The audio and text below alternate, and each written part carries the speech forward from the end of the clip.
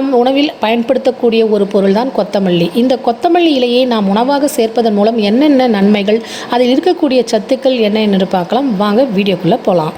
100 gram கொத்தமல்லி இலையில் 31 gram calorie, 2 gram carbohydrate, 4 gram புரதச்சத்து, 0.7 கிராம் கொழுப்புச்சத்து, 140 மில்லிகிராம் கால்சியம், 5 மில்லிகிராம் இரும்புச்சத்து, 4.7 கிராம் நார்ச்சத்து, 24 மில்லிகிராம் விட்டமின் சி மற்றும் 635 மில்லிகிராம் விட்டமின் ஏ போன்ற அனைத்து சத்துக்களும் இதில் நிறைந்துள்ளன.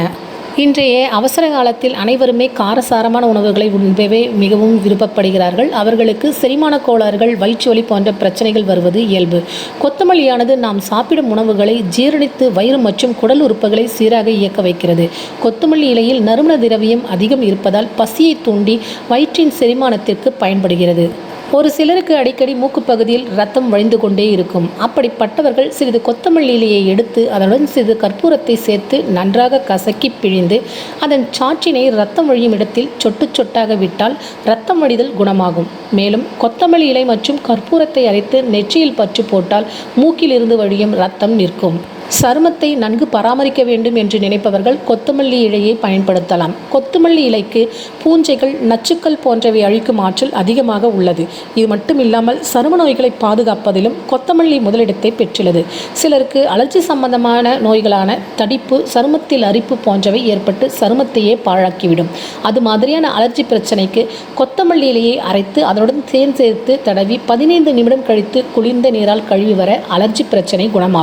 காரம் நிறைந்துள்ள உணவுகளை சாப்பிடுவதாலும் பற்களை சுத்தமாக பராமரிப்பில் இருப்பதாலும் வாய்ப்புண் பிரச்சனை ஏற்படுகிறது. கொத்தமல்லி இலையில் வாசனை எதிர் எண்ணெயான சிட்ரோனெல்லா என்று சொல்லக்கூடிய வேதிப்பொருள் அதிகமாக நிறைந்திருக்கிறது. கொத்தமல்லியை அதிகம் சாப்பிடுவதால் வாய்களில் ஏற்படும் புண்கள் விரைவில் ஆறவும் புத்துணர்ச்சி கிடைக்கவும் உதவுகிறது.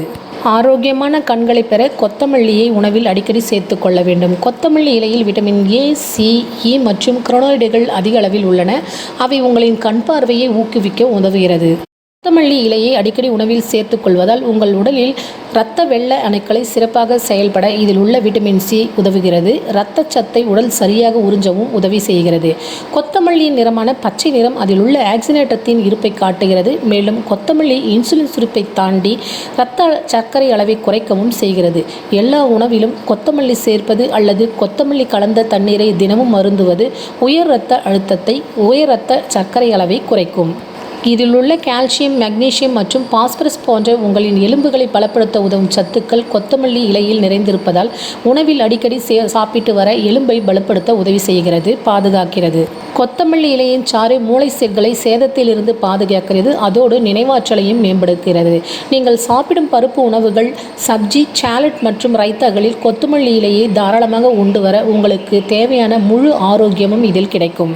நோய்களுக்காக மருந்தை உண்பவர்கள் மருத்துவ ஆலோசனை கலந்தாலோசித்து இவற்றை உணவில் எடுத்துக்கொள்வது மிகவும் நல்லது.